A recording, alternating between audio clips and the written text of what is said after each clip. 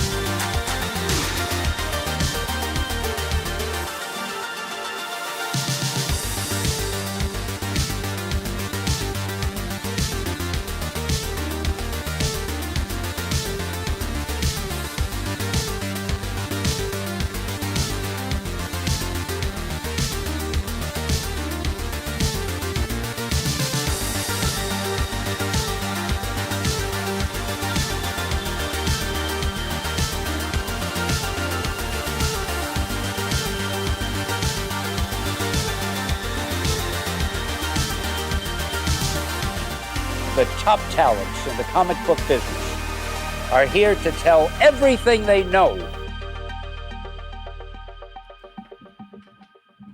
What is going on, everybody? Welcome to another Industry of Comics show, episode 84, I believe. Do we even count last episode though? That was just a I didn't rehash. count. I didn't count last episode. Yeah. It would have been 85 with the last one. The last one was just for posterity's sake. That's right. Yeah. So how many people watched it? That's a curiosity. I think like 300-400 probably. But I imagine most people watched it while we EFAP'd it the week before, right? Right. So, yep. Yeah. Well, it still had a decent number. I was surprised, actually. Yep. Yeah. By the way, I want to say a massive thank you to everybody out there that has been a big part of this channel for a long time. And we basically, we hit let me see here. If I go to subscribers over the last lifetime, wait, hold on here. Spoiler alert. 4.1 thousand followers. Look at that, you guys. 4,000 subscribers.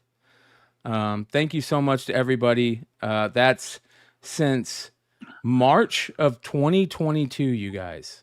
Since March of 2022, we have had a lot of watch time. 400,000 hours of watch time. Almost 1 million views. We're at 885,000 views.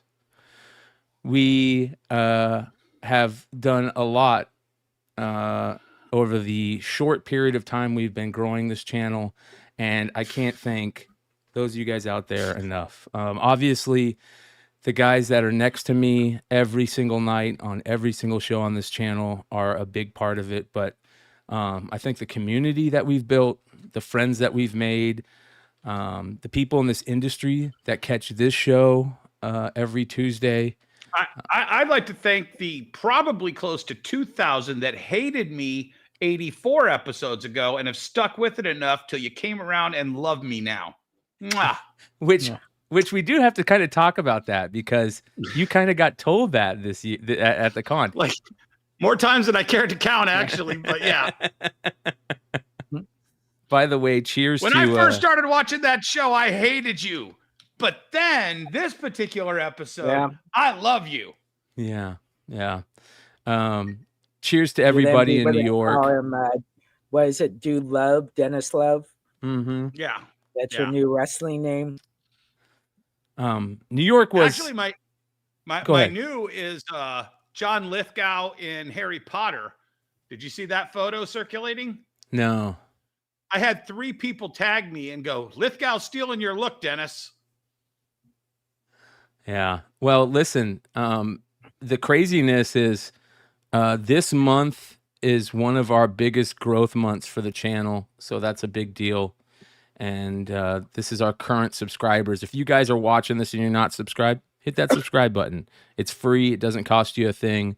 And, it'll be worth it. You'll enjoy it. Trust me. We have a lot of fun on this channel. So New York was amazing. New York, more than any other city I've been to for a con, I had the most amount of people coming up to us, talking to us, friendly with us, helping us, whatever we needed.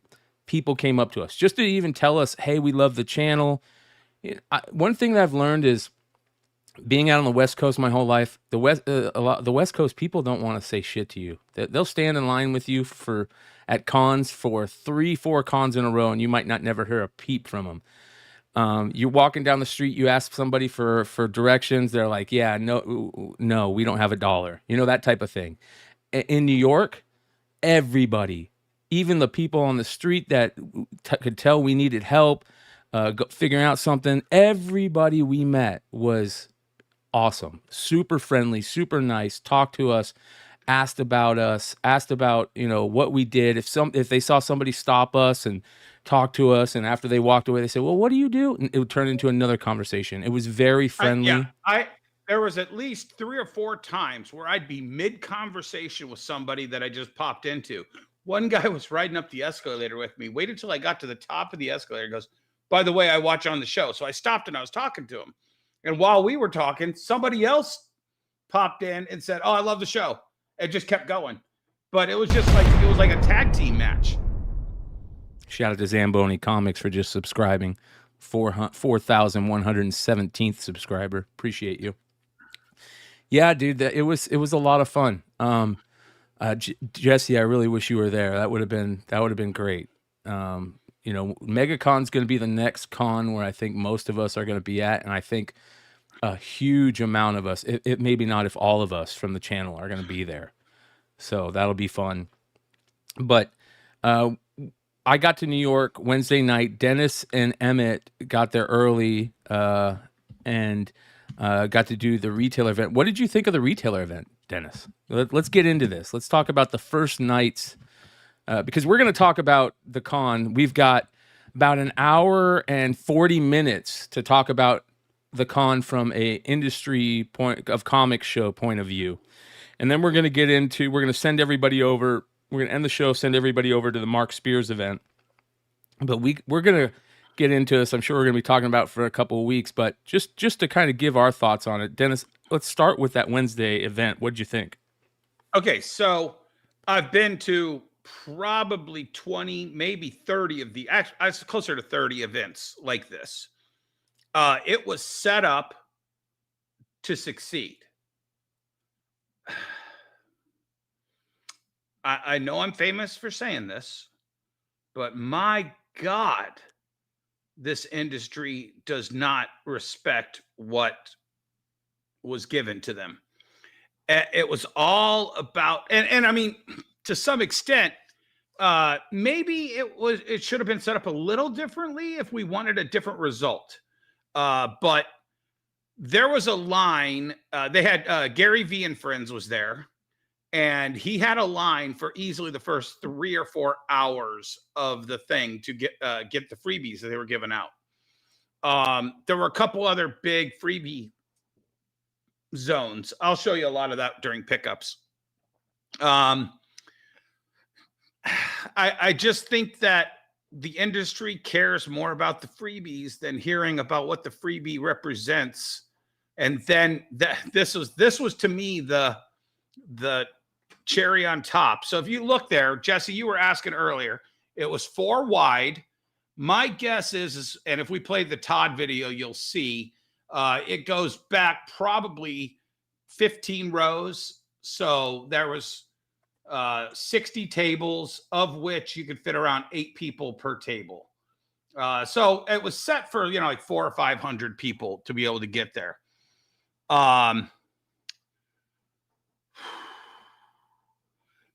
That's Jim Lee. I don't know if you can see it all the way back there.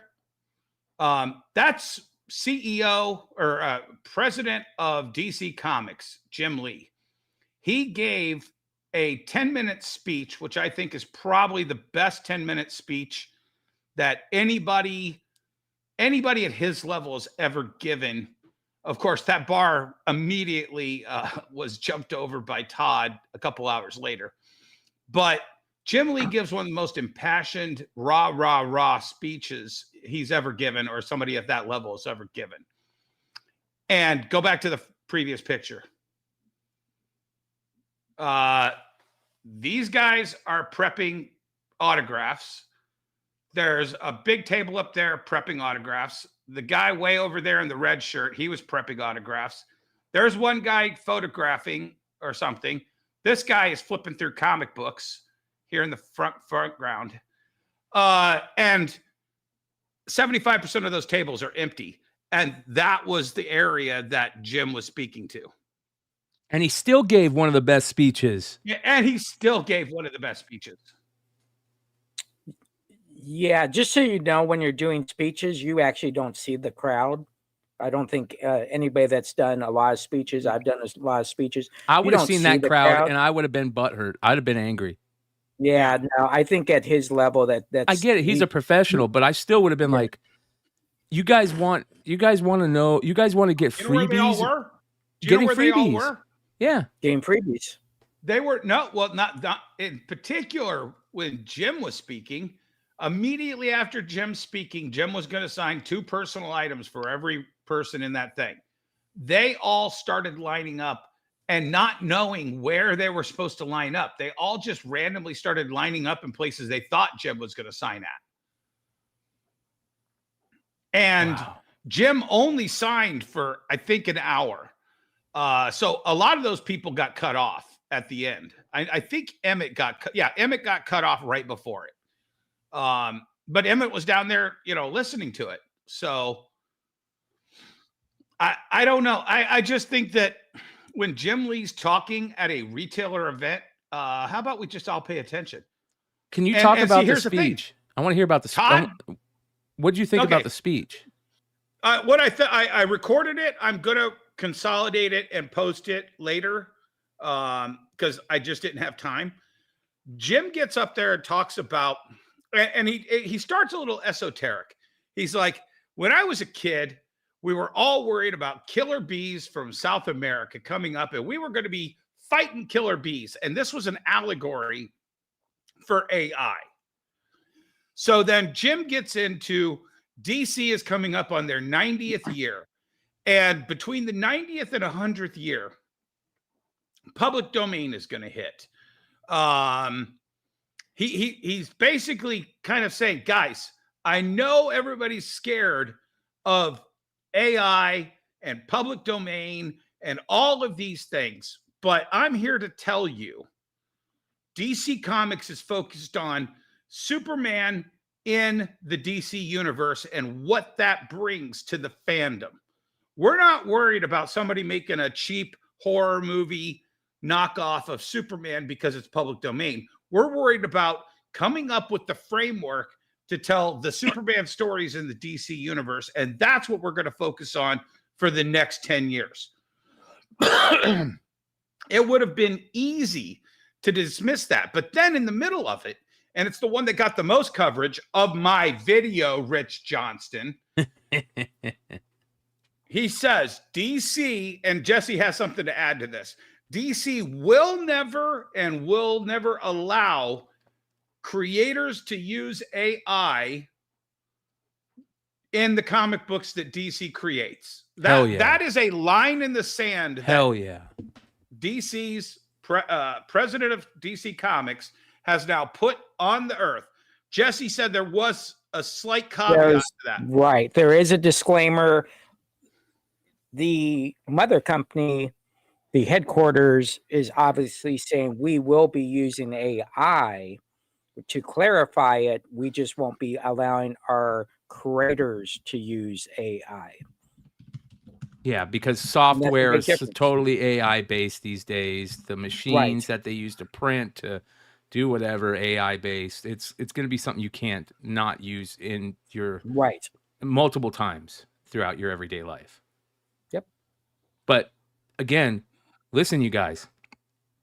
One of the biggest things that we're going to talk about, the biggest things that we heard at the con, one of the biggest things that came up constantly, every creator I talked to, a lot of the retailers I talked to, they are aware of the bullshit and the malarkey going on. They're aware of the AI art. They're aware of the IP infringement, and they're going to start pressing it.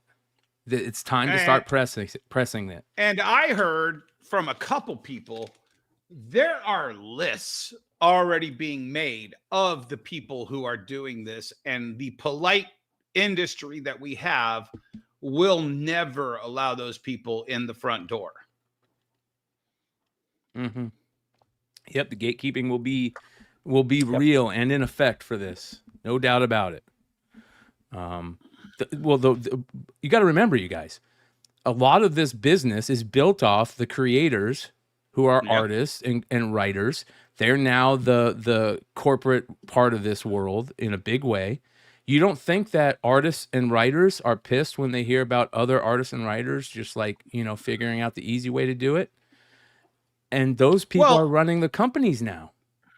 People hate doing the hard work to get to a destination, and then they find out somebody else slipped in the back door and beat them to that destination by cheating.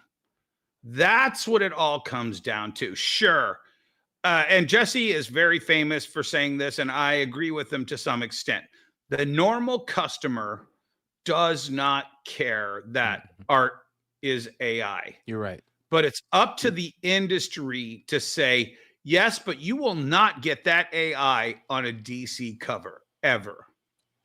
Right. And I think one of the caveats to that is you can choose what you put on your display and never put an AI to a consumer who doesn't care. And so you do have that option to say, well, me as a buyer, I'm not going to buy those and I'm not going to put it on the table. And no one will probably ask for it because they won't know any better about it, because it's not that top tier that is doing it. It's that, 10 below, 11, 12, whatever numbers that is. So not many people are asking for those books to begin with. Yeah. Yeah. So we'll get into that a little bit later. Okay. Jim Lee's, back to Jim Lee's. Yeah, so the second, and that was even crazier. The second Jim's gone, they're like, okay, everybody, Jim's going to sign over on that corner. Whoosh.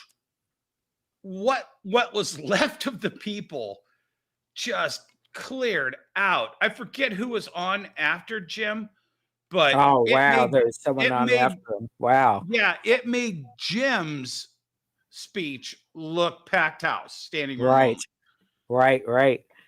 Remember that guy? Yeah, remember that guy in, I think it was Baltimore, that he only had one book. I think it was like Phantom or something, and he gets on stage and he put one on every Moonstone or yeah.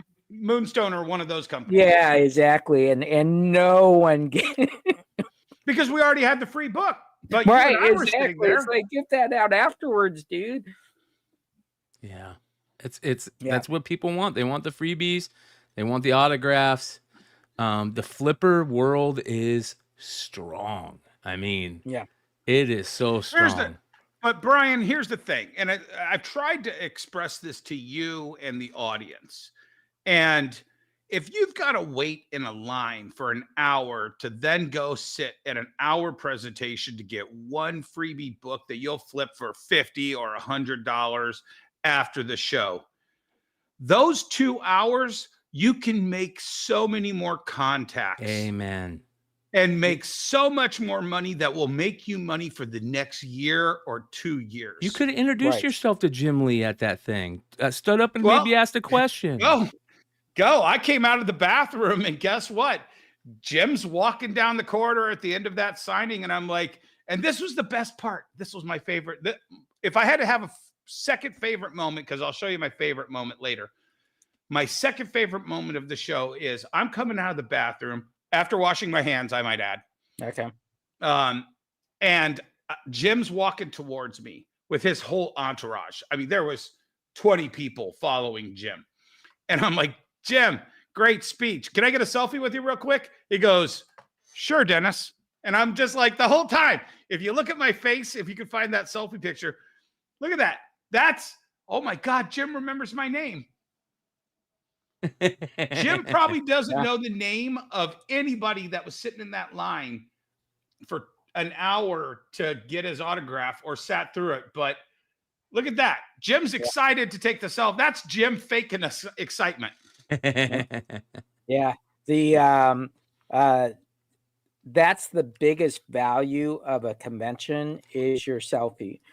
There, you can show me any hot book in the world, but that's a short time stamp. You get this long-term timestamp. That's the value. When people walk in, they see my back wall. That tells the consumer, I know this business. I'm going to spend money with this guy. Yep. Whether they think I know the person or not is immaterial to them. I'm meeting the person they want to meet. So it's very, very important. New York Comic Con is a staple. And I think it's very important. From what you learn in those few seconds with that selfie will last forever. Yeah. No, and I agree. And just getting even a brief second of FaceTime with Jim Lee when the entire industry just wants something from Jim, and I just wanted to get a selfie with Jim. I honestly think if I'd asked Jim to sign a book, if I had a Jim Lee book in my bag and I was like, oh, this is my chance to get a free Jim Lee autograph. No, he'll remember that I stop and get a selfie with him every time I see him. Right. Let me ask you this. How many people do you think that were actually in the industry in that room? You know what, Jesse, here's the thing. I'm going to first challenge that statement. It was not about people being in the industry for that event. What that event was for, because we had Alex Ray on here and he told us his intentions. By the way, Alex was great. Yeah, Alex was awesome. He did a good job. I think job. I think overwhelmingly, for the most part, any of the problems we have with the con, for the most part, isn't about the con itself. It's about how people treated it, right? Yes. So Alex wanted to have an event where the industry that exists, and let's think about this. The only other option used to be pay Diamond, $250 to go to one of those retailer summit? Yep. Make every one of these publishers give you $5,000, $10,000 for stage time to have our undivided attention. That's not what ReedPop did for this event. This event was, are you interested in becoming a retailer? Do you want to find out more about retailing?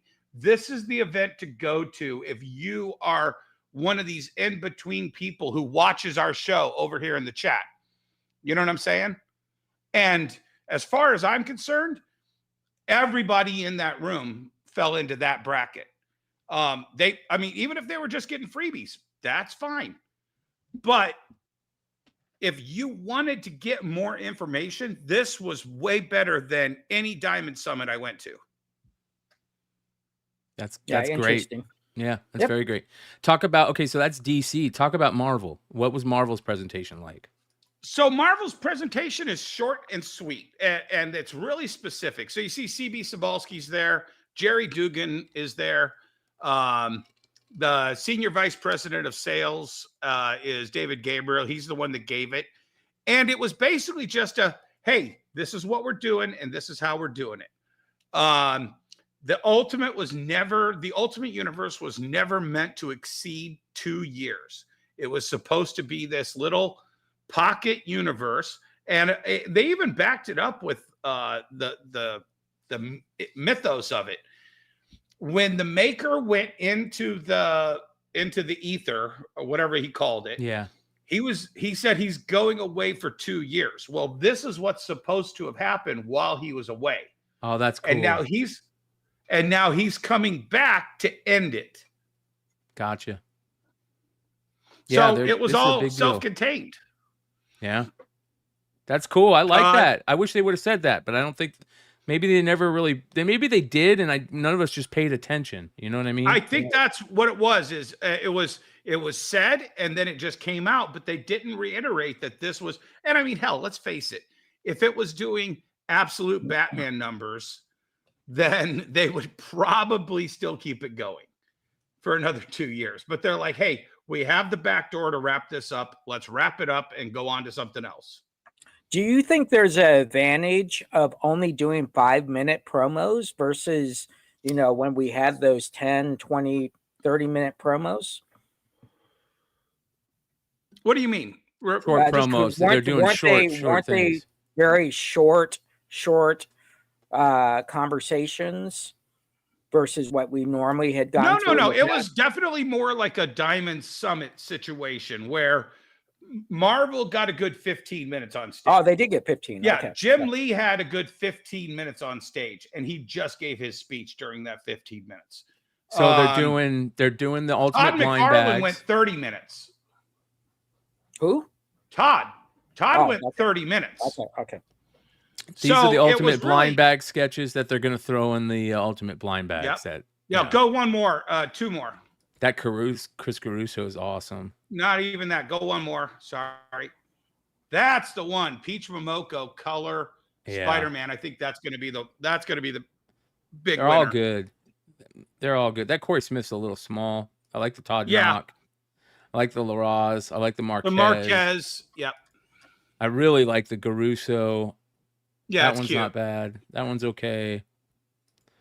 This one's good. The Noto. All these are good. The Bagley's the really Bagley good. is primo. Yeah. So that's good. There's a Leno Francis and Terry Dodson. Yep. So. Yep. And so I mean, it's they're leaning all into blind bags. Everyone it's is. definitely gonna be blind bag central. Do you want to jump into the Todd blind bag quote? Yeah. Let's do it.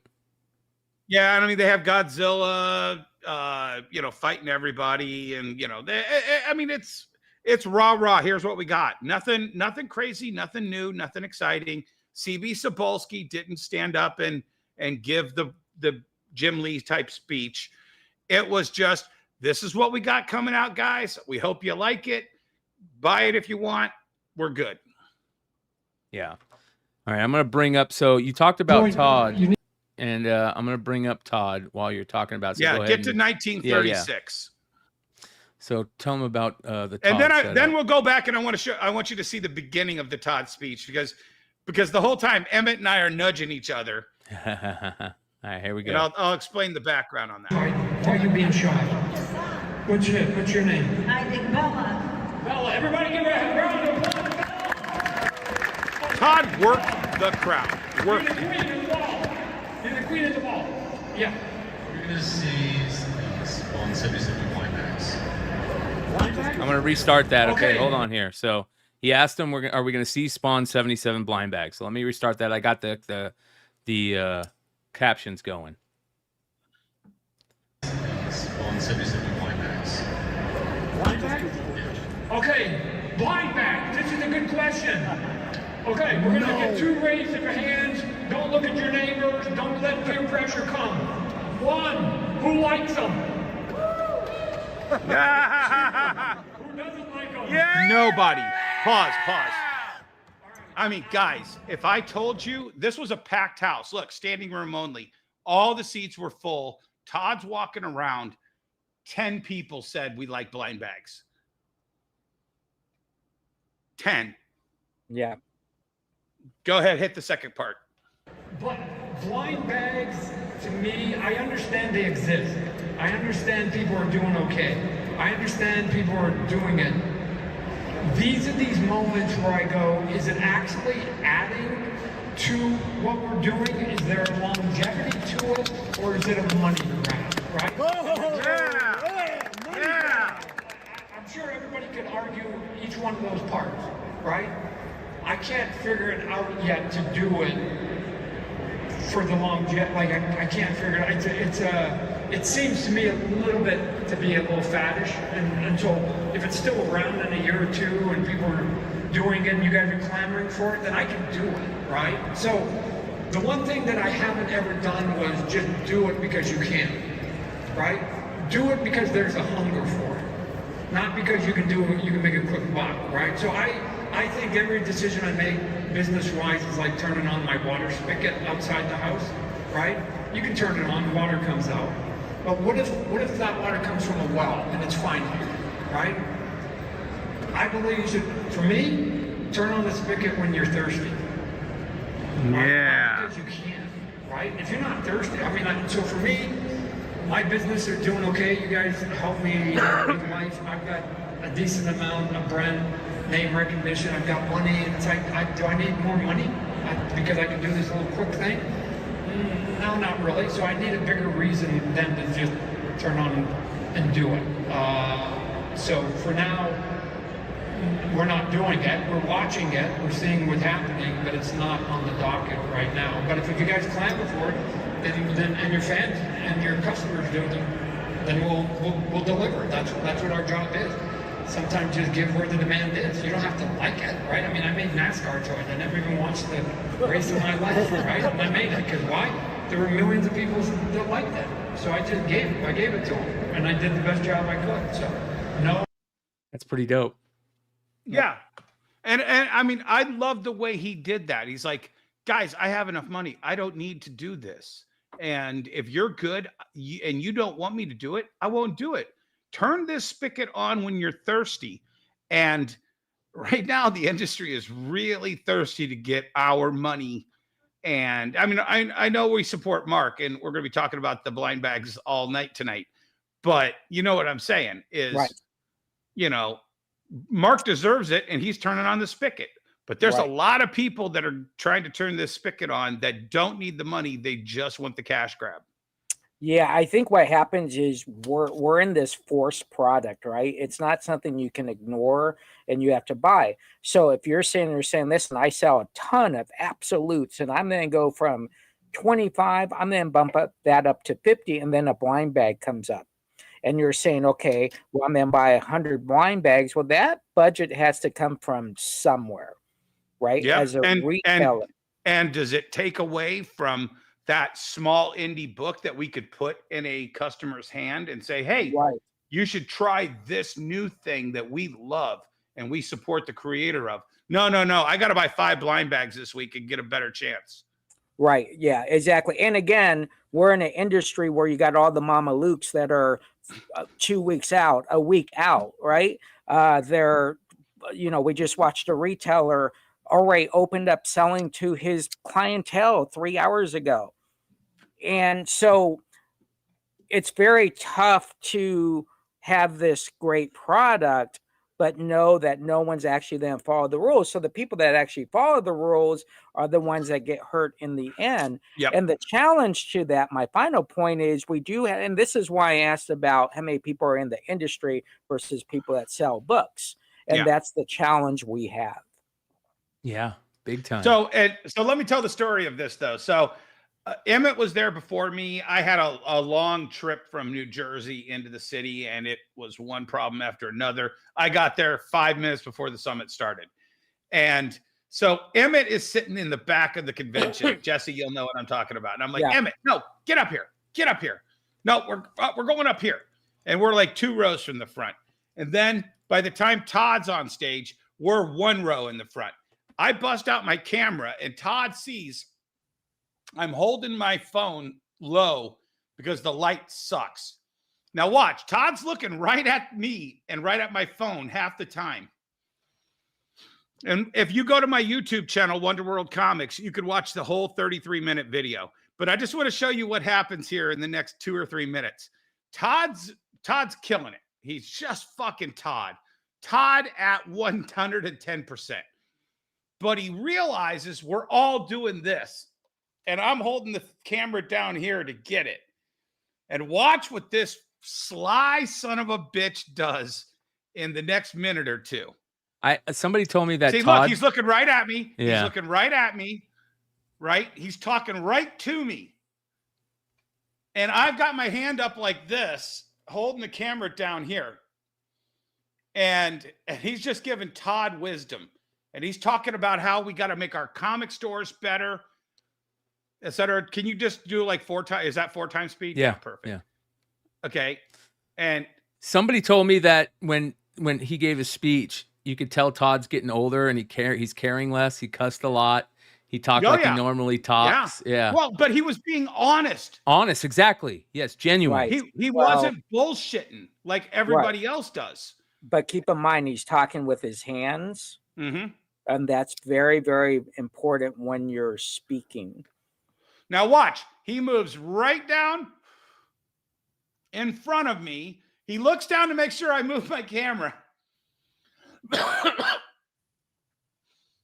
Yeah, because there was really no other cameraman there, right? Was there other cameraman there? And now he is just talking to this camera and to the audience because he wants this message to reverberate. Yeah. And he is doing everything. He is, when you watch this video, man, I'm telling you. Yeah, he does a good job. And when he gets off the stage and walks around. This is a 301 course in how to get everyone's fucking attention. And Jim Jim could have learned a lesson or two if he. I think if that's he probably why watches Todd this. did this. He probably saw Jim's speech Right. or he heard from Oh, Jim. yeah. Hey, Right. Yeah. You know why Jim screwed up is you never do a great speech behind a podium. Yep. Yeah. That's true. Because that is a blockade to your fan. That you're creating a barrier, and you don't want to do that. Yep. So I just wanted to. This is a master class in how to talk to retailers at a summit. It was a packed standing room only. He wasn't doing an autograph signing after this. He was, but it wasn't a line up and get your autograph. You had to pre-submit it to CGC or whatever the deal was. It was free, but everybody had already passed in their books, and so they were here to hear Todd. yeah, that's great, man. He did a good Yep. job. Yeah, very well. And I'll add one more thing. I have never, and I've seen Todd at a couple dozen shows. I've never seen Todd everywhere on the convention floor like he was at New York Comic Con. I saw him in Artist Alley 2 or 3 times. I saw him walking the floor over at the Walmart booth. Just everywhere. And then you're looking at everyone's feed and it's, oh, here's Todd over here. Here's Todd over there. Here's Todd over. Todd was everywhere at New York Comic Con. Yeah. Real quick, we That's got what a guy like Todd our, should be. real quick, we got our other compadre getting ready to join us. It looks like he is at the comic store getting ready for the event. Let's see if his camera is working okay. Emmett, are you there? Nope. Smile. hear us? There you go. There you are. Hey, what's up? What's up, brother? What's How's going it on, fellas? Yeah, You getting nothing. set up for tonight? You're frozen, but you're here. Yeah. I'm Emmett sorry, have I'm on to my blow- phone, so Who does Emmett have to blow to get some Wi-Fi in his store? I know. Yeah. he has to blow to get internet. Yeah. So you getting all set up, man? Yeah, that's what I'm doing. Sorry, I was running a little. It looks like you're not going to be able to join us even for this, man. Your phone's all messed up. Well, it's because I was in the back of the store. The store used to be a bomb shelter, so I had to be near the internet. So I moved up front. There you go. Used Look at to that. be- It used to be a bomb shelter. Yeah, it's a bomb Yeah. shelter now. Well, it's still a bomb shelter. I was gonna say it's got to still be. You're then one day some people are gonna be running in. yeah. Might be sooner than later. So Yeah. Emmett, what was your take on the retailers portion? I gave mine already. I don't know if you heard it or not. Yeah, so Rob, Todd, and Jim were great. The rest of it was garbage we didn't need. We already own stores. If we were unsuccessful, we couldn't make it to Comic-Con, or you shouldn't be making it to Comic-Con if you're having trouble. That's basically where I was at. Yeah, but you know what? Hey, Comics Pro again doesn't what the fuck that we need. Yeah. I will say this with Emmett. When I first got there, there were these 4 people on stage, and I don't know, they were all from publishers. They were all publisher marketing people. And they were like, everybody's too negative on social media. Everybody has to be more positive about our garbage.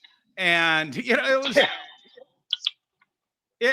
was very a dichotomous approach to it. And then they were like, every time they would say one thing about how we all need to do their marketing work for them, then they would say something completely contrary to that. Yeah. And the whole time I'm sitting there, and then there were 3 of those type of presentations. And I won't mention who the second one was from, but it was another person that was like, and if you really want to get some exposure in this industry, you need to come on my podcast. And Emmett and I were like, Emmett, has he ever asked you to be on his pod? No, he's never asked me to be on his podcast. I mean, he's asked Brian, but And they had 3 people that have had stores less than me. I'm still really young. I only have the store almost 12 years, 11 and a half years. Yeah, that was They had another 3 thing. people that only had 10 years in the business, but where I guess Comics Pro had decided that they were ultra successful people that needed to talk to us. Yeah. So that was disappointing. Well, real quick, and especially considering one of them is a scumbag. But one of the Yeah. things that I know you guys catch the VeeFriends presentation? Why? Yes. Yes, I did. Well, talk about that real quick. I'll be right back. Well, I thought like their table was way better than their presentation, Yes, right? absolutely. The guys over at their table, when you went over and spoke to them, it was way better than the presentation. I don't know if it didn't feel like they really had one set up. They just kind of went over and talked about what they already had. Well, I'll So address more of it. it was kind of I think like what we'd already heard. Right, but the problem is I don't think they understand what their presentation means, and I'm going to get into it while Brian's gone. So first of all, they're pushing these things here, and I'll open one for everybody to see. I got a bunch of stuff to open tonight. So this is VeeFriends, Yeah. and it's a sticker series. And so all these packs had an introduction to the VeeFriends, and then it had a poster of all the VeeFriends that you could collect. How awesome that they did these little. Oh yeah, no, I got that. I got that, Brian. Hold on. Did you get extras? I did, but they're mine. Yeah, but save me one, dude. Those are I collect those. Those are what I collect. They used to make these for like Bible thumpers. They would give these away that look just like this, and in the inside it would say why you need to repent and all that stuff. And Rick and Morty And Rick did and one Morty. in their first DVD set. Yep. Yes. Look how cool this is. Oh, that's awesome. Yeah, the little farm. What they call it? Farm something. Farm Jim Fight. Rugg did those. Farm fight. Farm Fight. Jim Rugg. Yep, Jim Rugg did this. Okay, but then so they had 2 blind bags, and every retailer had to choose. Do you want the VeeFriends number 5 with or the number 7? So I'm going to rip these right now for the show because I have no idea what's in these. And since my son went with me, he got one and I got the other. Damn it, these are really tough to open. You got scissors by Yeah, you? Go grab some get scissors. you a Go grab some 101, scissors. baby. Yeah, I know, man. Well, while I'm figuring out how to open that, then if you went to him at the Walmart signing, he had a special Story Edition A that he was signing at the Walmart booth. Oh, So nice. I got one of those, so I got a chance to actually talk to my friend. And Jesse, you will love this the most. Okay. If you spent, I think, $50 at their booth, VeeFriends go. socks. There you go. They know what takes you to that kingdom.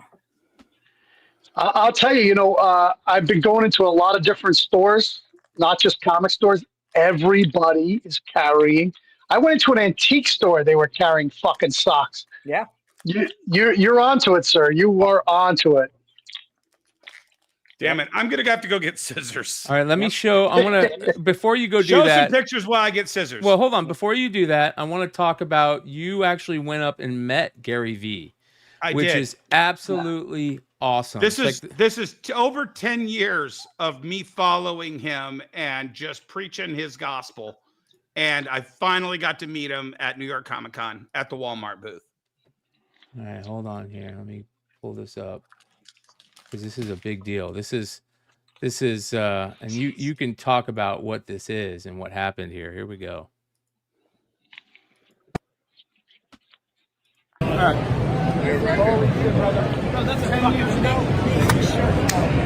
for the job. Dress for the job. Rewind era. They're partnered with me. if you sign the outside of that slab on the top, one is better than none. Yeah. Just do it. I went Facebook Live the next day. Hundreds of people changed my life. The world. I'm talking to all you guys on there. I own comic book stores and pop culture nostalgia stores. Yeah, definitely. I'll be there all 4 days. Yeah, So I'll see I'm you. going to pop over. Thank you. That was dope, bro. So let me explain it. First of all, he comments on my shirt. And he's like, oh, man, I love that shirt. And I'm like, hey, dress for the job, man. And he's like, absolutely. And I said, 2 of your videos changed my life. And while he's signing, I just told him the titles. And he knew exactly what I was talking about. And he knew exactly what that meant from his standpoint. And he could tell it on me that it got through to the customer. It's kind of like every time one of our fans, one of our viewers comes up and talks to me, he was the exact same way at his level down to my level. And that's the way I treat everybody who comes up to me, you know, and says, hey, I watch your show. He understood that if 10 years later, I can remember the title of 2 of his videos, that was his impact on me. And if you watch, he like triple dabs me, you know, as I'm telling him that. And yeah, and he just loves that he has gotten through to people. This guy, if you have never listened to Gary Vee, I highly recommend it. After COVID was over, and this is the one thing I love to tell people, you know, that want to get into our world. That's a billionaire. Okay. You know what that billionaire did every Saturday for like 2 months? He piled in a crew of $150,000 crew with $150,000 worth of cameras and mic systems and everything into a $200,000 SUV. And he drives from New York City over to New Jersey and starts hitting garage sales. And he's haggling little old ladies for $5 toys that when he gets back, he pops the trunk. And meanwhile, everybody that knows who he is like, are you Gary Vee? Yeah. Hey, how you doing? Can I get a selfie? Yeah. Okay, yeah. But he's like, don't blow my cover here, guys. I'm trying to do something. And he gets back. He goes, guys, I bought this a Thundercat. I got this for $5. Let's look this up. And then boom, $25 Thundercat. And the reason he's doing this is all you people out there watching, this is what you can do. You can take $5 and turn it into $25. You can take $100 and buy a manga collection and turn it into 1,000. You know, it's one of the most noble things that you can do when you get to any level is bring people up to your level as you are continuing to rise. And that's what Gary Vee is all about. So somebody in the comment section asked, was there anything at the Walmart booth except Panini World Cup stickers? The Walmart booth, you guys, had some of the craziest stuff. They had this Spawn 77 toy. The toy came with a comic. Just the comic was selling for 150 plus. This right here. This, just the comic, the day of the show, just the comic was selling for 150 plus. So they had this available. The Is that a Mark Spears cover? No, this is the action figure. Oh, toy of the action. Okay. Yeah. So This is yellow. yeah, they had this. They had a G.I. Joe comic that you can only get at the booth if you went and played this little game. They had these Marvel Zombies comics. Let me show you the G.I. Joe comic. They had this G.I. Joe Cobra Ghost Viper that sold out immediately. I went to try and get one. They had these Was it a toy? Yeah, it was a toy. It's sick. God damn it. They had this Transformers variant. There's a Snake Eyes variant right there. Jay Lee Snake Eyes variant. $52 for that. Yeah. Let me see if I can show you the toys, you guys. Oh, look, Todd signed that. That's awesome. $200. There's the Snake Eyes. Look, a VeeFriends graded. Wow, 185. There's another toy they had. Yeah, Walmart's table was crazy. Yeah. Well, that wasn't just a table. They had a full broadcasting booth. Yep. 100%. I'm way off with the table. I meant The only problem is it was all blue, like Walmart, and it had the big blue Walmart stuff. They need to change that. That makes you feel like you're in a Walmart. Like it doesn't make you feel like you're at an event like Whatnot and eBay Live had. I think that's the marketing they want. I think they want people to think they can come to the Walmart and get these things. I don't know though, man. It pushed me away, but maybe I just think different. I'm get like, yeah. But you're probably right. You're probably right. All right. Keep looking at this. I'm going to get something to cut these damn. Yeah, and keep in mind the Walmart heads aren't going to allow them to move away from the brand in any shape. Yeah. Even if it's wrong. Yeah.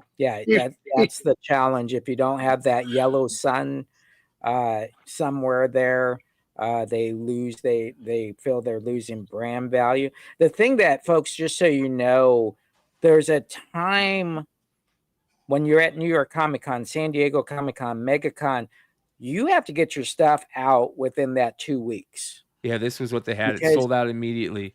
It goes with the crystal ball. Yep. So go ahead, Jesse. Sorry. Yeah, and I was just going to say, so you got to really push that stuff the first 2 weeks to get that max dollars, because a lot of people are getting home after a week, 10 days. They're able to start putting their stuff up. They now have a vision of what the market's showing. A lot of people are going to start undercutting those prices sold at the booth just to get out of their inventory. So, and which is amazing because, you know, they have so much opportunity with a 40 by 50 booth. Right. Exactly. There's the but issue. The thing is, but who's talking about it today? Yeah. You know, we are right now, but there's no big that's dope. talk about. You're right. That's cool. You're right. Shortbox is not selling through Walmart. One of the head guys went over to from Shortbox to Walmart, and I think that's where a lot of people are getting confused. Yeah. All right. Next one. So that was the first day. The retailer event was great. The rest of the con felt great. You know, I will say the Javits Center is amazing. It is way better than any other con floor I've been on by far. Here's the Ninja one. Nice. So yeah, the Javits Center by far the best con floor I've ever been on. They did a great job. It was kind of crazy going down into Artist Alley. Artist Alley was nuts. It was more packed than the upper floor, which was crazy to me. There were times where I just walked down, got down those elevators, looked at the floor, and just turned to the side and said, I have no way. Totally. There's 500 people in that Artist Alley that are that's their tables, 500 of them. Yeah.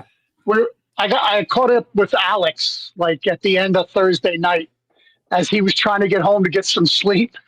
And he was going, yeah, we get like 2,500 people request and we can only have 500. And he's like, it's impossible to make the choices. Yeah. He's such a good dude, man. He is. Look great. what he's wearing.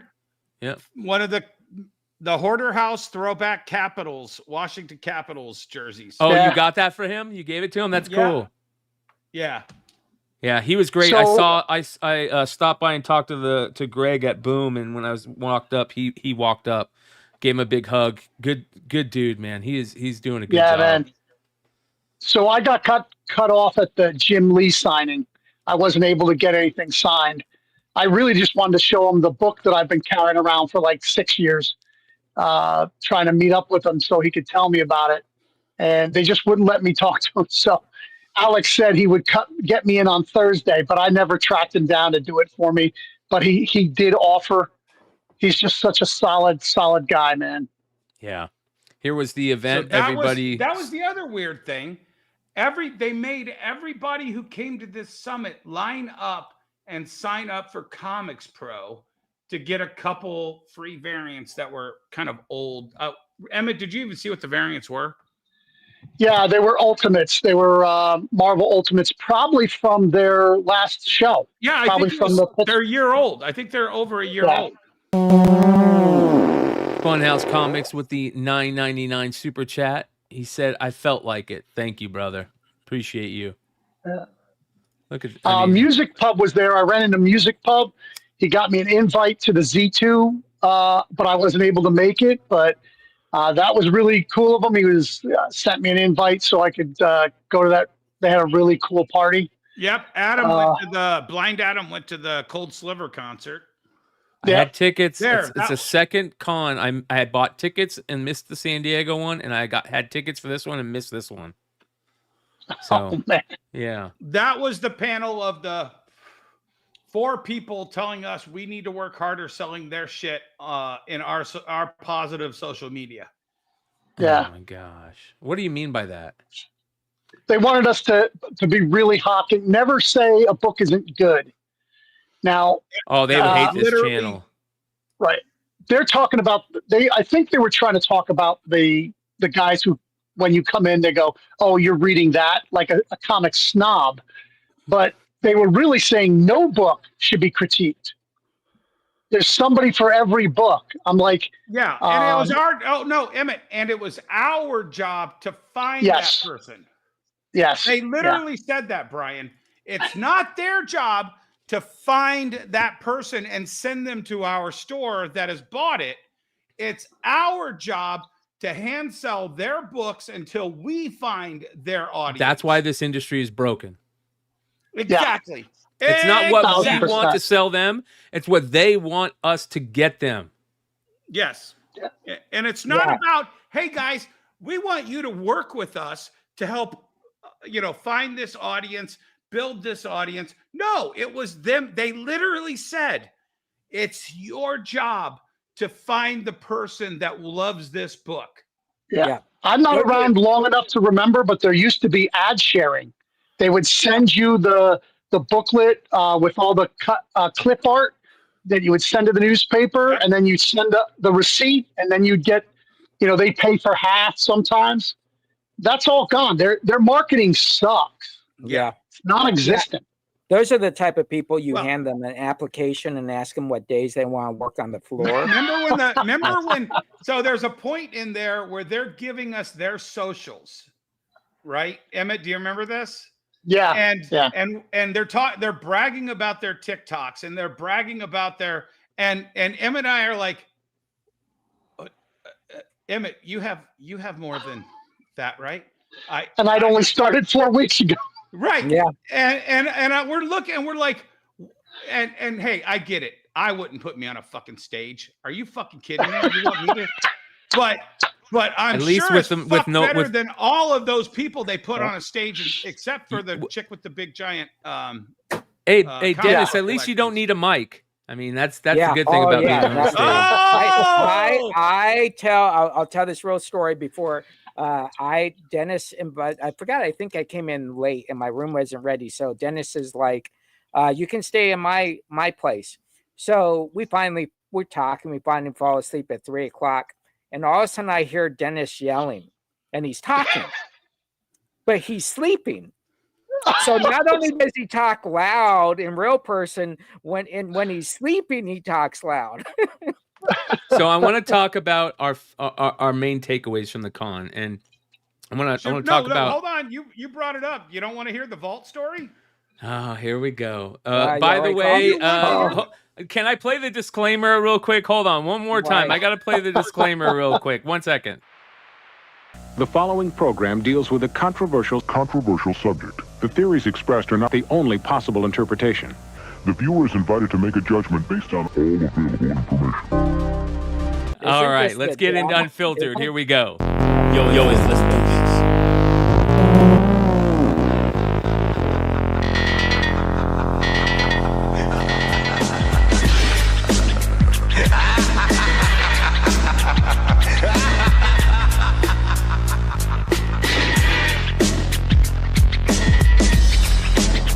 Valuable commodity I know of is information. Wouldn't you agree? All right. Let's hear it. So Emmett, I'm down on the floor. Emmett is up in the 4th floor. And he's like, "Oh, the guy from Universal is on stage." And I'm like, "Fuck, I want to see this." So I race up there. I catch like the last 15 minutes of the guy from Universal. This is Angelo, who owned Universal, who bought half of Diamond. He bought Alliance. Yeah. Yeah. He bought the Alliance portion of Diamond Games. Yep. And gave the other half to AdPop. He's a genius. He is. So I hear him for 15 minutes, and then I see him get off stage, and he goes and sits next to Nance Romer, who, if you remember from our Bruce Ogilvie interview, I said is one of the best employees and a smart choice for them to pluck her from Diamond. And I'm like, you know what? They're fumbling around on stage. Emmett, am I over exaggerating? Who's that? They? Who's on stage? Vault and It was. They had well, they said we're going to have Heidi McDonald come up, but we've had a change of people who were going to be on the thing and work with us, and they couldn't get the mic and they couldn't get the presentation. So I go up to the front while they're fumbling around to start this thing. And I drop a great joke on Angelo, Mr. Universal. And I think there's a selfie of me with a redhead in between. One side it's a redhead, one side it's an older dude. And I said, I just want to know one thing, sir. And I'm actually really quiet when I said this. Because they had just finally started talking. And I was like, I just want to know one thing. You don't own another company that deep discounts comic books to customers below the SRP? And he busts out laughing, which clearly it was a good joke.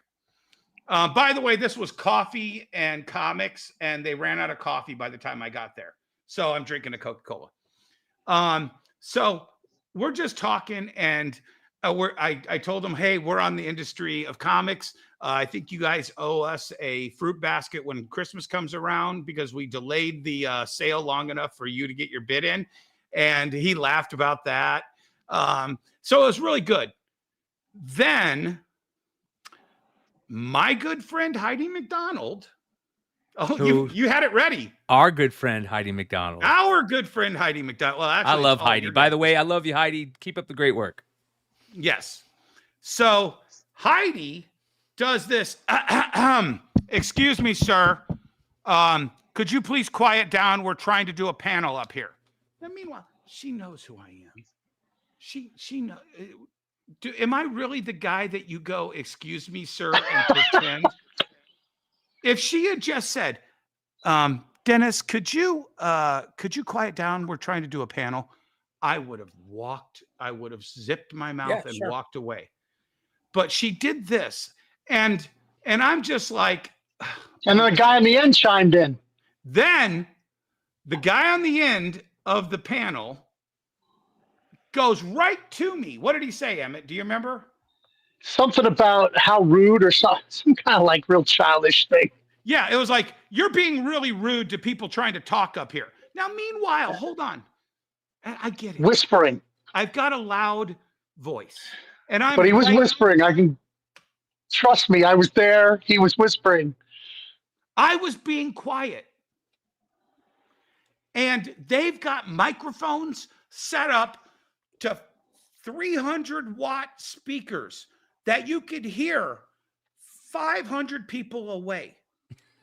And they're trying to browbeat me for being too loud. And at that point, I was getting up anyway, out of respect for Heidi. But this little prick, the guy who fucked up the best chance for a needle mover this industry had 3 times, Vault Comics, they fucked up the free comic book day arrival. They fucked up the blind box, first printing of the blind box. And then they fucked up the allocation of the fucking blind box. These motherfuckers are going to try to tell me to quiet down.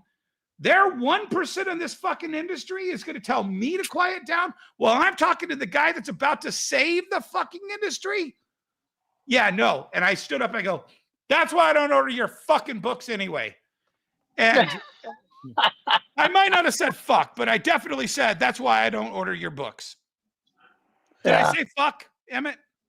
I don't think so. Okay. I don't think so. I think he But kept as it I'm clean. walking away, do you remember what he said as I was walking away, Emmett?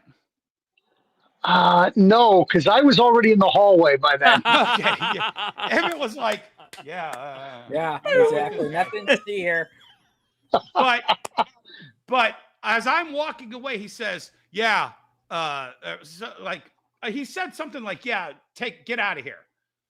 And then I flipped him off and he says something like, yeah, real mature. And I'm just laughing. I'm like, guys, I've had fucking DC tell me. So Vault Comics will not be on the Industry of Comics show anytime soon. No, they can come on anytime they want to defend their fucking horrible record with the fucking Post Malone. By the way, they could have had put forth the biggest thing at the con. If they only had Post Malone do one signing, there was like 3 things that Posty was set up to do, and they canceled, and Posty's security team canceled, including what could have been an amazing thing at eBay Live that we'll talk about more tomorrow night. But it felt like Vault could have done some really good stuff with the Posty being at New York, and they flatlined on it, in my opinion. Yeah, they screwed every pooch. They have screwed every pooch they could possibly. You know why Post couldn't sit in their booth? Because their entire booth was a fucking semi-truck that took up the entire fucking booth. Yeah. So you can't have Post Malone show up and do something when you have 6 feet in front of a semi-truck. Yeah. You had nowhere he could go for safety. That's probably why his security team was like, well, if something goes down, where do we go? Exactly. Right. If there's just the big rig, that's it. Yeah. Hey, Brian. I was gifted one of these by Hell. Hell what Destroyer. is it? Hellraiser Comics. Hell Destroyer. Hell's Destroyer Comics. Sean. Yes. Yeah. Yep. Sean's good dude. What is it? I want to talk about something real quick because you mentioned Universal, right? Oh, nice. So one of there was 3 or 4 glaring things that I gained from this con. One of them is the fact that the rumors and the scuttlebutt is very heavy about Universal grabbing DC's distribution from Lunar. That's a big. Well, he announced it. What did Universal announced it at his talk. He said we will be carrying DC Comics in the United States. Period. And they have 4 warehouses across the United States, Jesse. Remember we were talking about this a couple months ago? Yep. So they're utilizing the Fort Wayne. They already have 2 other hubs, and I forget what the 4th one was, and he had forgotten what it was and then brought it up, and I can't remember which one. But they have Texas, Indiana, and like 2 others. Yep. Pretty sure one was Florida. Yeah, I think so. Yeah. But he also said, I can't announce it now, but we're going to have big announcements about other comic companies publishers by the end of the year. And that was where all the scuttlebutt was really at, is that Lunar. And honestly, guys, and I'm not doing this because I hate Lunar. You know I hate Lunar. Okay? I heard more people that don't hate Lunar say that Lunar's days are numbered. Yeah. And they are fucking up shipments. They are fucking up orders. They are fucking up payments. They're fucking up everything. I didn't hear much. I didn't hear anything about fuck ups, but I did hear the opposite. I haven't heard a bunch about fuck ups, but I did hear the opposite. That it feels like there could be some change in the distribution landscape again. Very shortly. Well, they're fucking up my money for sure. Well, and here's the funniest thing. And we said this on the show. By buying Alliance Games, Alliance's biggest warehouse is where? Indiana. Fort Wayne, Indiana. The same city that Discount Comic Book Service and Lunar Distribution are out of. The 2 biggest movers and shakers are right out of Fort Wayne, Indiana. Which, by the way, Jesse might be buying a collection from if he finds out what state it is. Yeah. Oh, no. Yeah. Thank you very much. I appreciate it. since I was buying a collection in Fort Worth. I didn't know there was a Fort Worth in Indiana. So Fort Wayne. Fort Wayne. Sorry. Wayne, yeah, Fort Wayne. Yeah, I might be heading in the wrong direction. Hey, Brian, just before we forget, can you go to that super chat real fast? Oh yeah, sorry, I didn't see a super chat. I apologize. That is my bad. 1 second. Ronnie says with a $9.99 super chat, can't wait to meet you all at MegaCon, best channel ever. Hell yeah, brother. MegaCon's the next spot. We're almost all you know what? We should have an official. Hey, get Aaron on this, Jesse. Yeah. Get Aaron on finding us an official spot where we can have an official meetup. Okay. Sure. That's definitely. his town. Make him fucking do some work. Yeah. And what month is that? Yeah, February? March. They moved it to March. Yep. Okay. So You're going. That was one of the main takeaways. Number 2 main takeaway. Live selling platforms are on fire. You listen, first thing I did when I walked in, I saw Whatnot setup was there. I made a beeline to Whatnot. Whatnot setup was fantastic. It was just perfect. And it was in the they were stuffed in the corner. Yeah. Yeah, it was in the furthest corner that you could be in that convention, though. Yeah, but it was still great. It was Guess who really was in their fucking spot? good. Guess who was in their spot from 3 years ago? Who? What? eBay. eBay Live was right in the same spot they were. Well, listen. Here's the thing. eBay Live has the same setup they had at San Diego, where they just brought the trailer in. Which, by the way, eBay Live was another great setup. And on top of that, it's a good idea because some of the other people that work for the other people said, yeah, that's a good idea. We like it. And we wish we had thought of it. So before I get on to eBay Live, I want to continue with Whatnot. Whatnot setup was so fucking good, you guys. And they're going to be able to break it down and take it to all the cons they're at. They had each one of the live streaming places had a really nice setup where people that were on the app live streaming, they had a thing where they were showing it to the crowds. They were doing great giveaways. Whatnot, when you walked in this thing, they had 3 different areas set up. One was like a workroom, you know what I mean? They had set up where it was like carpentry workroom and stuff, and it looked fucking great. They had great giveaways. The Whatnot setup was just perfect, and everybody I heard that sold from Whatnot this weekend did a great job. Okay, so I first want to say that was the first place I hit. eBay Live setup, man, just as good, really good. It's the same setup that they've had, but they did a really fucking good job. And it was in the middle of the con. Everybody saw it. They had a place, but all 3 of them had places you could go sit down and watch, which was really cool because people would take a break and just check it out. And then the people that were selling on the main stages, like for Whatnot, eBay, and Walmart, they could hit a QR code and bid on the stuff. And that happened a lot. Everybody I talked to was saying that so many people were bidding from the bleachers, you know. And that was, and Bolo's in the chat. Bolo knows that was the first thing I said to him when they partnered with me was you have to have a system where the person in front of me can bid on the item after they've downloaded the app, bid on the item and pick it up here. And they had no system in place for that. Yeah. Back then. Right. The Whatnot setup was interesting. It wasn't as good as the other 2. It was interesting. They had some good con exclusives, really good con exclusives. They had these little games that you would play and you could get exclusives. But the live selling platform or Whatnot should have been more informative because you really didn't get that the main reason that they were there was to show their live selling platform, if that makes sense. I think most people were there just to get the exclusives rather than can I make an announcement? Big coming out. Yeah. Can I make an announcement? Yeah. So I got invited to the PSA eBay 1010 party, and it was spectacular. It was on the 41st floor. This place called Dear, forgot what it was, Dear Livingston or something like that, which turns out it's Darren Davis's favorite bar to go to when in New York. And he posted a picture, and I was the first one to go. Oh, Dear Irving. And he goes, oh yeah. So they basically pulled me off to the side and said, right here, yeah, this was there's a whole bunch. I met Neo Yep. Shout out to from Neo Cards and Comics. Yep.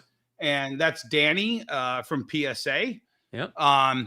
So that is the craziest girl that works at PSA, Michelle Waffle. So they pulled me off to the side and said that they have decided to make me an eBay Live full seller. So I will be in the next 2 weeks onboarded to eBay Live. I'm building out a studio in both the new store, Cosmic Pop Retro, and my warehouse so that I can live stream from either location. And so I will be partnered with eBay Live here in the next 2 weeks. And I'm figuring out how to bring PSA into that, because also I've been accepted in the PSA retailer as well as the PSA affiliate program. Nice. So it was a pretty big weekend for me. Yeah. Here's my other takeaway. So there's a first, second, third takeaway. The Beyond Wednesdays brand is growing very. We can't thank you guys enough that are watching this. It has been very obvious that where people that are comics fans are getting their news, and we've talked about this for a long time, but it was blaringly obvious, whatever you want to say, that it has moved where people find out their information about comics, collectibles, hobbies. It's always number one, word of mouth. Number two is content creation. IG, social media, Twitter, YouTube, Facebook. They are getting their information from shows like this. They are getting their information from people on IG like Key Collector, Cover Price, Neo Cards and Comics. They're getting their information from those places. And that is a big part of every conversation I had while I was out there. And I'll go one step further. Remember how a year and a half ago I said the entire industry was playing musical chairs? Everybody was looking for a chair. Everybody was looking for a prettier dance partner. Guess what, people? The corporations are now involved in our world, and they all want to bring in the people that they want to associate with. Yep. And if you think Swaggle House is the face of Walmart Live. Exactly. It's one of the things I'm talking about. Of PSA Comics on Walmart Live. Okay. I will be one of the faces of PSA Comics on eBay Live. Okay. These are people who I'm talking about myself in the third person. Nobody but you people know who Dennis Barger is. And they want to bring Dennis Barger into the mix because I bring something. I don't know what that is. They want to bring in. You got to keep in mind, in the corporate world, there's two things that you look at. You look at brand value, the logo, just the logo itself. What is the brand value? So you don't have to see anything at Walmart other than that yellow sun and the blue. That's it. It's like the Amazon smile. Story. Yeah, exactly. That tells you the story. But when it gets to face recognition and you have people recognize their faces that create and help create that brand, also create a family of people that know what the heck they're doing. And well, here's a perfect example. Very There's 200 people watching live right now. 200 people watching live right now. That is a by big tomorrow deal. That morning, means a lot. Thank you guys. People will have watched this. Yes. Yeah. Can I show one more thing real quick, just while we're still on the eBay PSA part? Yeah. So as we left, and damn it, I didn't bring these. PSA brought these little red bags to give everybody, and eBay gave 3 comic books to put in that bag. Foil, all foil. Shout out to Big Clutch. These are the best ones I've ever seen. You know what these are, Dennis? These are the eBay exclusives. Are they clutches? These are all 3 clutches. One is Mark Spears. That green Constructicon is Mark Spears. Oh, wow. There's only 150 of those made. You could only get them in the eBay Big Clutch Transformer 25 trading packs or at this event. The other two are the Godtail Big Clutch trading pack comics. Same Dude, thing. my favorite. Wow. My Yeah. favorite is this one. Yeah, that's Godtail. Sorry, Yep. Mark. So Look at that. Look at Yeah. that. That's fucking. the third, the final glaring thing that I talked about that everybody wanted to bring up again, and the talk about it was, conversations were great because they were all over the place. They were positive, negative, in between. The nuance was heavy, right? Yeah. Tidal wave, fame. Oh. It is, for those of you guys that don't want to admit it, not only are artists and creators very heavy, and the press is going to start. And what I mean by press is they're going to start pressing people to the wall. They're going to start pushing on what they don't like about this. Retailers, if you're a retailer that work with Tidal Wave, you may not be able to work with certain artists. And I'm not saying that I agree with it or disagree with it. I'm saying it is part of the zeitgeist now. It is part of the conversation. I will say this. Was it Zerdy who's the one Yep. that said? Zerdy warned everyone. And people laughed at Zerdy and said, fuck it, I want my bag. Right, Emmett? Yep. And guess what? The industry is now speaking, fuck it, we don't want you anywhere near our bags. And the publishers and these big corporate things, whereas we said in the past, Darren was very, his comment was, how many of us on this panel has been sued? Him saying, I've never been sued, so it's not going to happen. Well, guess what? These publishers might not sue you, but the press is about to begin. It is about to begin. It was said point blank. We know about it. We don't like it. And we're going to stop it. Jim Lee, that was a part of Jim Lee's speech. It wasn't About just DC Jim Lee. being never AI, not now, not ever. It wasn't just Jim And Lee. that's It was other no, I know, but I'm saying that was part of his speech. That's all. Oh, big time. Yeah. Big time. Yeah. So, And keep in mind, all companies, there's not a corporation out there that does not build a case. They don't jump into stuff and say, oh my gosh, no, they build a case. Those cases take months, years. They keep giving you rope. Keep hanging yourself. There you go.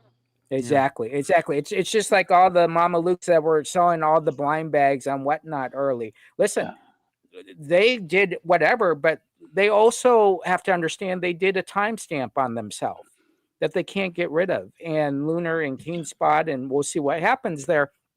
But we have to be mindful of everything we do because it is being recorded, and that's how people build cases. Yep. Yeah. My buddy said he was watching one of the Whatnot shows where they were selling the blind bags and opening them and everything. And he said he was going to say something, but then he said maybe he would rather watch and see what happened. People were getting blocked left and right for telling me he shouldn't do it. And then he said, I spoke directly to Mark Spears and he said I could do it.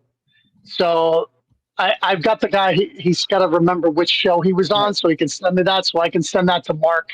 Oh, yeah. So, yeah, I think I may need bodyguards on the next convention that I go to because I was called out by a couple people. If I see you at a convention, I'm like, dude. So the other thing about the tidal wave stuff is I also talk to a lot of people who, the tidal wave thing is a big part of their business, right? Yeah. And their thought process is, listen, I can't do these covers anywhere else.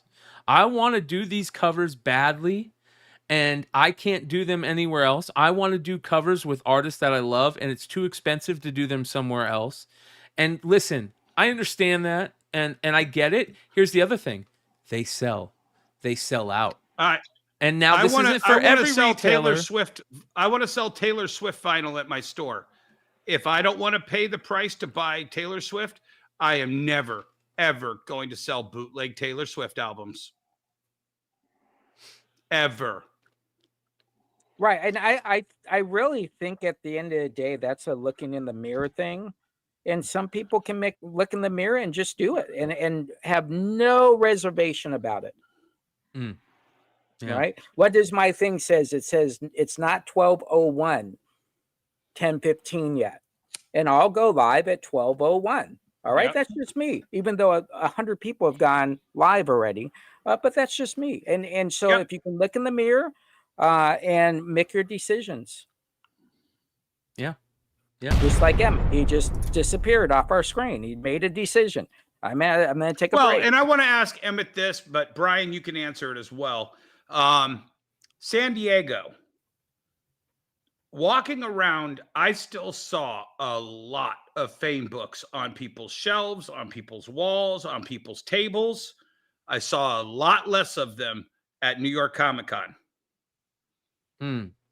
Do you find that to be accurate from what you were looking at? I don't know if I spent enough time looking. Right. I mean, they jump out at you. You're like, oh wow, when did they approve that cover? Yeah. You know, and then you're like, oh, Right. it's not, it's a fame, you know? Yeah, I think at least with the blind bag, you can make a conscious decision you're going to sell them or not. And if you don't sell them, great. If you sell them, awesome. I think when you get down to that brand, that's a big decision you're making on how your person, because you know, you could do whatever, they could do whatever they want, but once it gets into your store, it's about what your store sells Yep. and how your brand wants to be perceived. Yeah. Well, there was there's going to be a Emmett, lot in the to time talk that you about. looked around, did you see less fame books on tables than you did at San Diego? Oh, 1,000%. Fame books were everywhere in San Diego. I saw maybe one or two tables in New York. Yep. Yeah. This And is- again, I think if you take a retailer and a live streamer, you have different responsibilities for your brand. And that's the difference. A customer walking into your store, you're telling a story to that customer, to that consumer. On a live stream, you're just live streaming, right? You're not really telling a story about your store itself.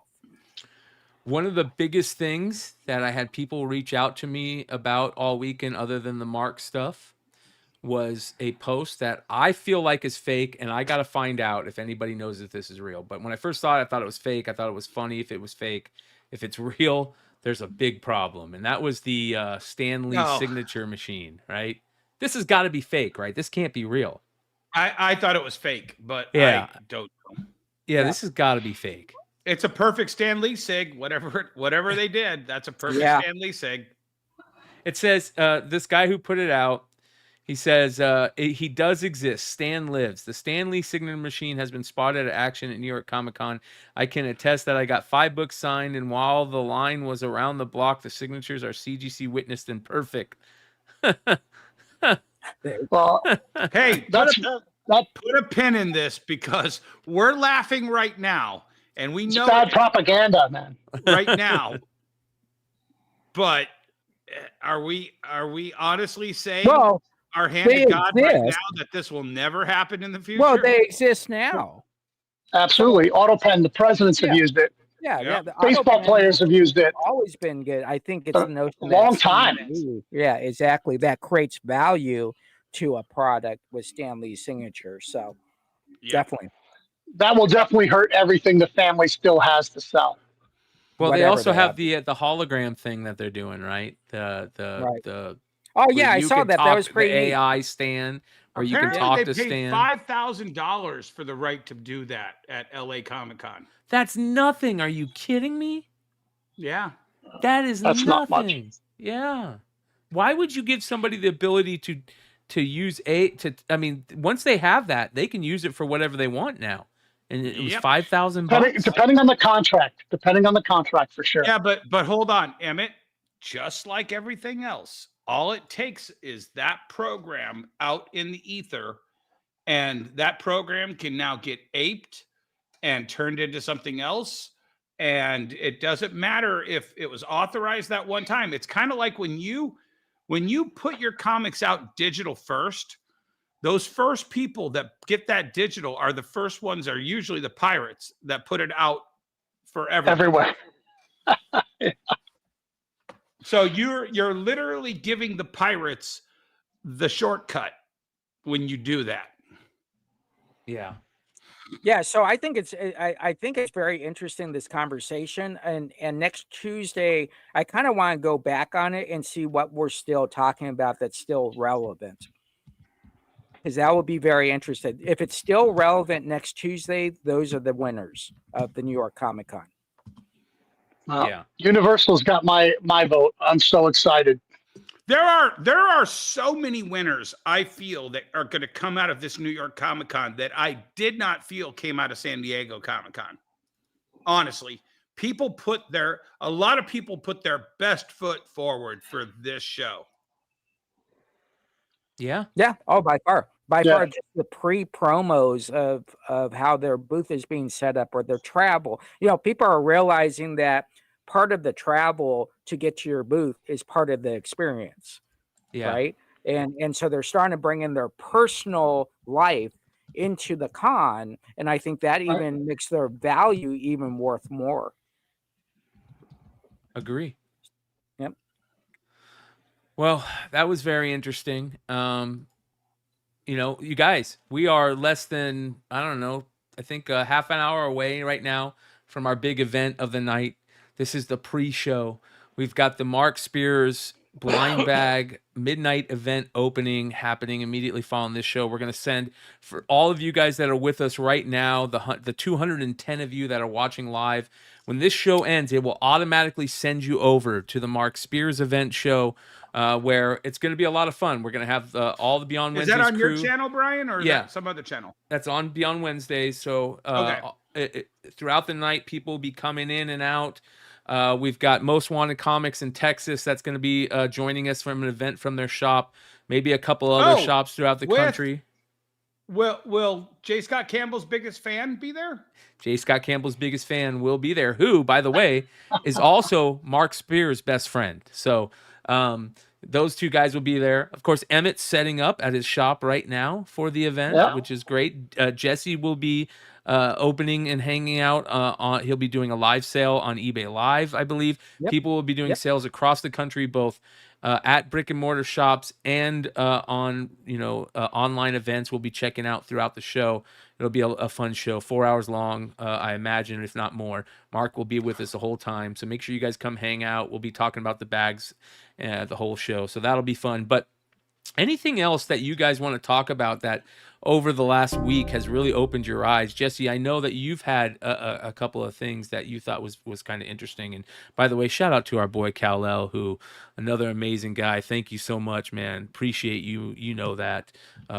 He just gifted a ton of memberships. So congratulations, everybody. That's getting those memberships. Yeah, I want to bring up the fact that if a distributor ships you some damaged stuff, that they should actually give you a rebate or exchange it and not say that's not their problem. So you distributors, keep in mind, we help pay your bills by what we order from you. And as more options come up and more people start to carry the same stuff you carry, it's very easy for us to move our wallets over to that other person. So next time someone sends in a book that's 1 inch torn up the middle and they say that's not damaged, you need to wake up a little bit. That's the first thing. The second thing is, our pop culture is awesome. We are now looking at like Dennis has a concept store. I have a new concept store, and we're looking at a store that just sells a lot of pop culture and comics.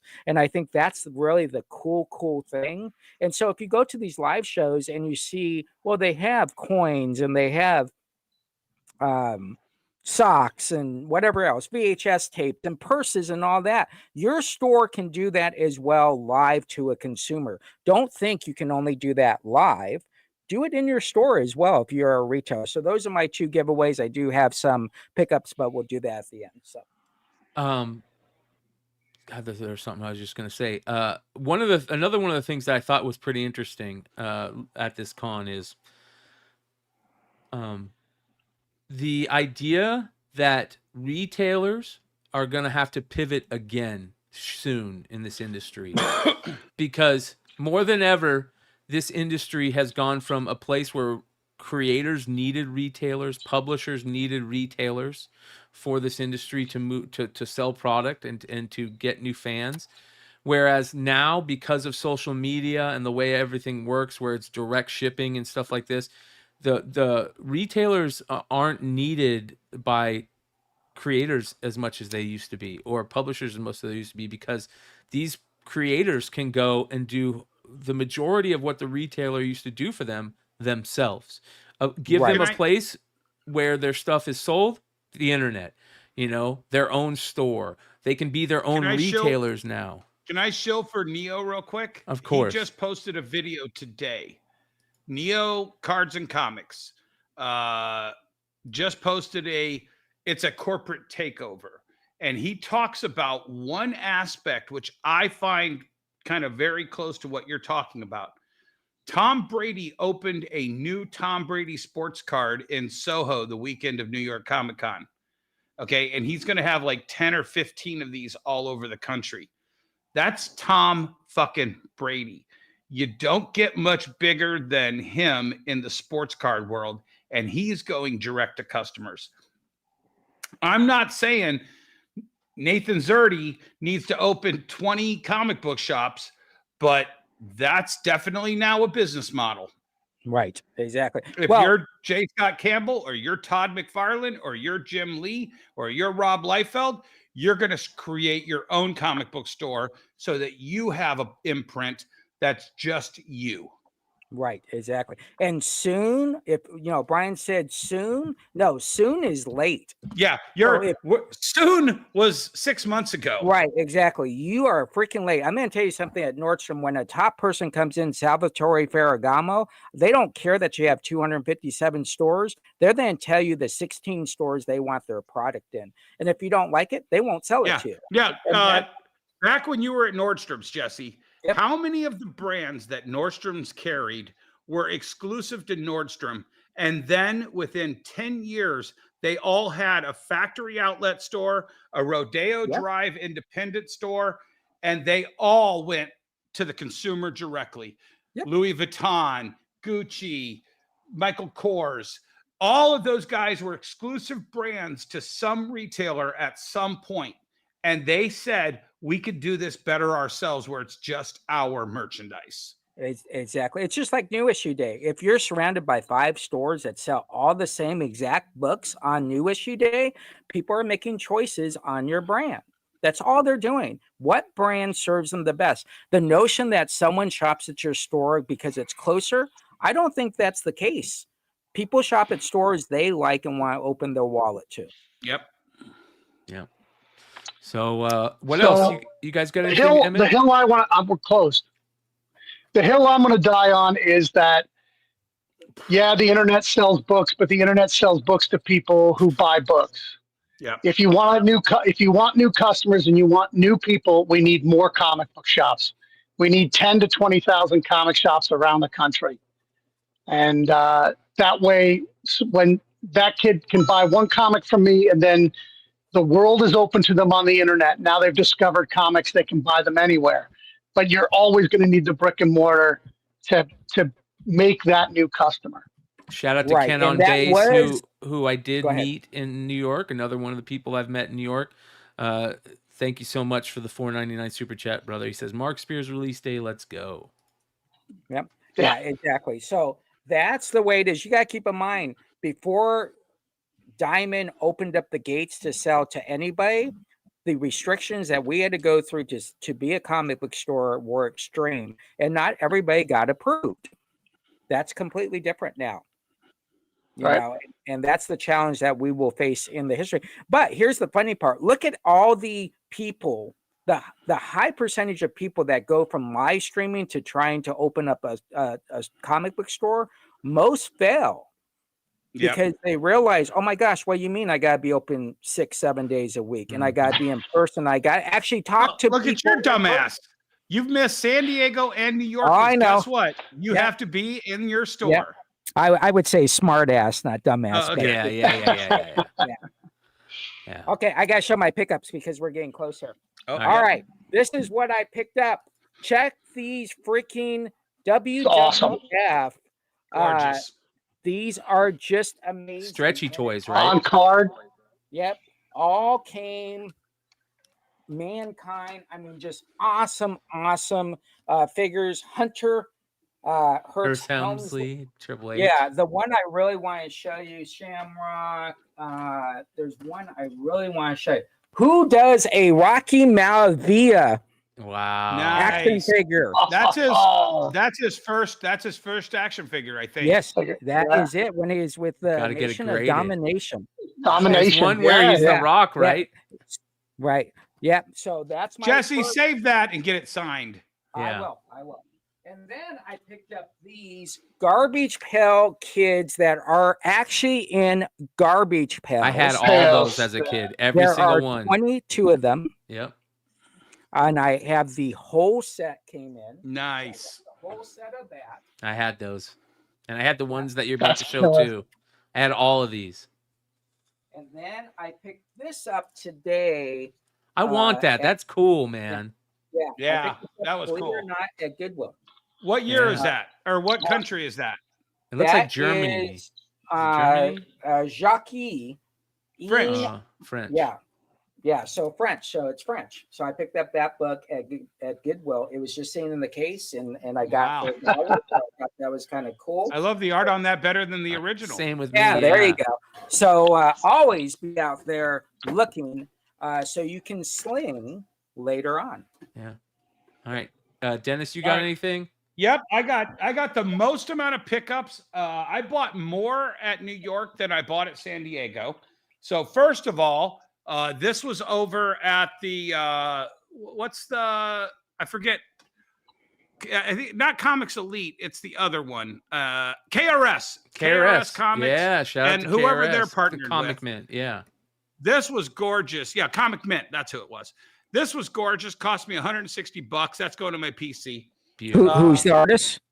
The Talavera. artist is Talavera. Talavera. Ivan Talavera. Yeah, that's who it is. So then Swaggle House, if you want to pull the picture up, Swaggle House and I went to the PSA and they had a raffle. I won the Batman Adventures 12. Swaggle House's girlfriend won the Star Wars #1 newsstand, 9.4 white pages, and she wanted the Harley Quinn, so I traded it to her. Wow. And then they used Swag and my best-selling on their top 3 best-selling early sales for PSA, so we had to take a picture with that. That's cool. Okay, so not only did I win at the PSA, that's a $500, $600 book. Yeah. We went to the party and they had a raffle, and my son won this bad boy. Oh, yeah. And he's like, Dad, I'm keeping that. I love it. He didn't even realize how much he wanted it until he won it. Yeah. Okay, so then out in front, and I know, did you see it, Brian? The pizza truck for Magic the Gathering? Oh, yes, the Turtles one, yeah. Yeah, and if you bought a $3 or $4 slice of pizza, they gave you a coupon to go to the Watsy booth and get this. Now they started selling at $100, but I think they've dropped a lot since FOMO set in. Then there's Overpower. Everybody's chasing the Skybound. Yep.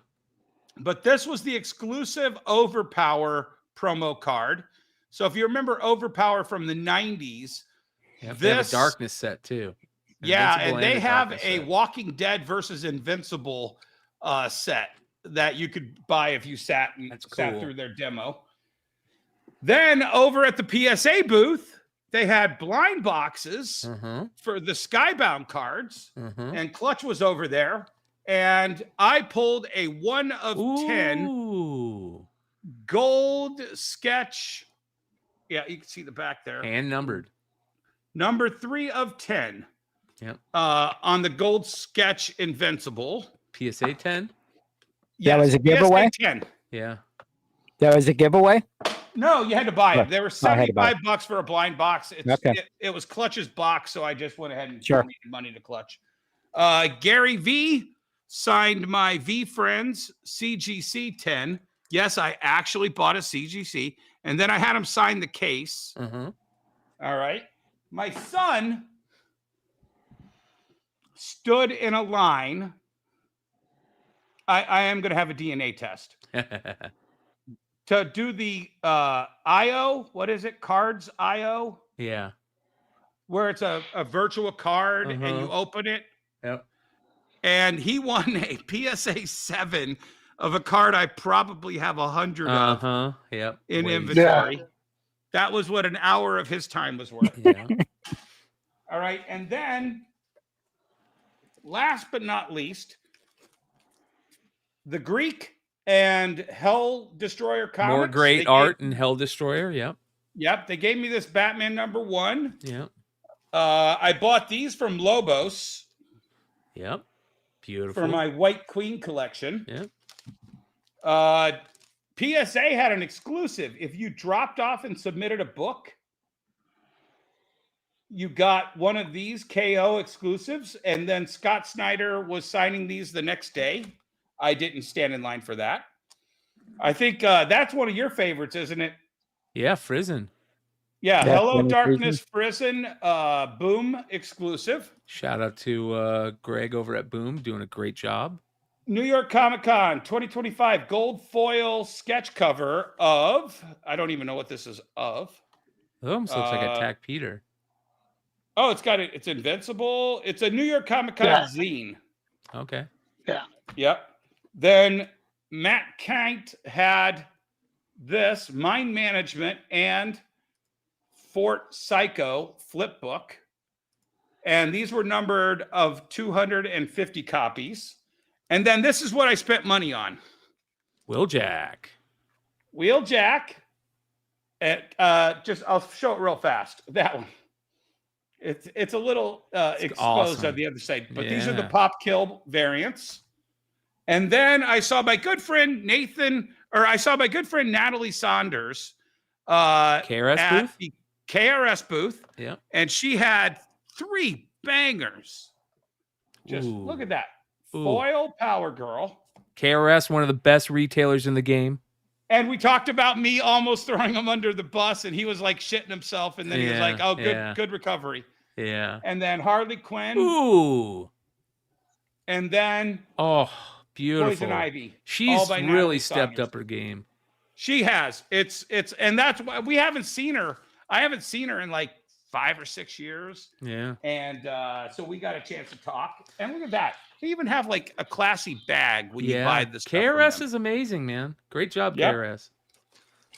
All right, Emmett, you're up. I mean, I bought other stuff, but that's the stuff I wanted to show the show. All right, is it my turn? Yeah. Yep. Awesome. So these came in today. So this is the soundtrack to that double album. This is Grandmaster Flash and the Furious 5 singles Nice. for scratching. There you go. Yeah. Yeah. Black Sabbath Mob Rules. Yeah. Nice. Soundtrack from Zeppelin.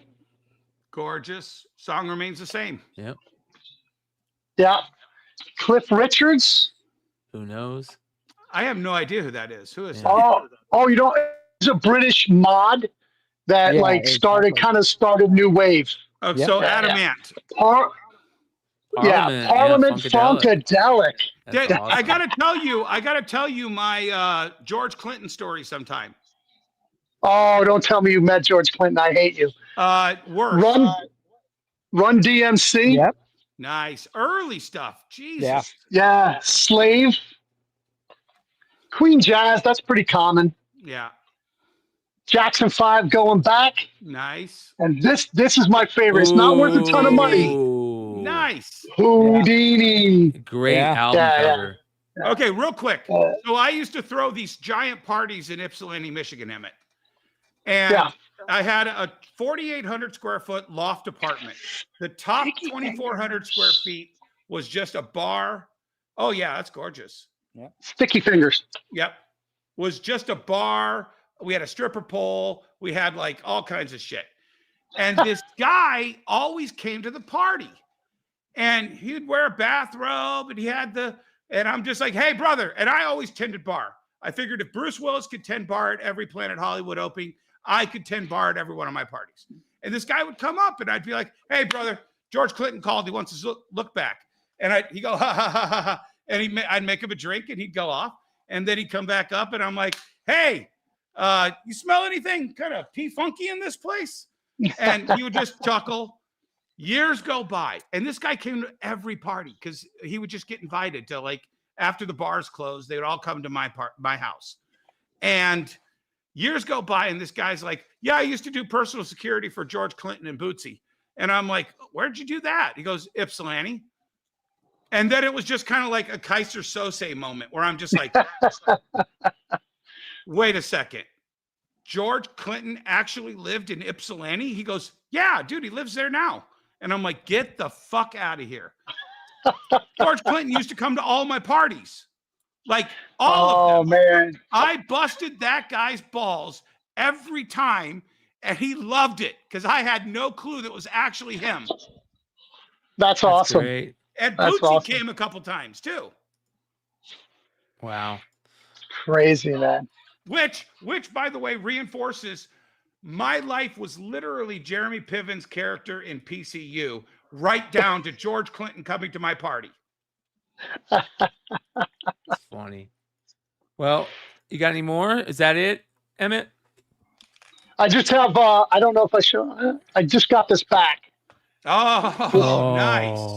Yeah, nice. It's the Library of Alexandria. It's only a 7, but yeah, pretty nice. I was a little disappointed, so I had to go look at tag. That was really good on centering, man. What did they hit you for? Whitening? No, there's no whitening. There's dimpling that I couldn't see it with my eyesight. Tiny dimples. Well, Tiny listen, dimples. Yeah, Magic the Gathering is going to get crazy over the next couple months. There's some crazy stuff coming out, including our good friend Mark Spears, who we are going to right now, you guys. Thank you so much for hanging out with us tonight. We are heading over to do the Mark Spears thing. We'll see you in about 8 minutes over there. It will send you automatically over to that show. If not, go join us. Hit the thumbs up. Hit the subscribe button. We'll see you over there, you guys. Adios.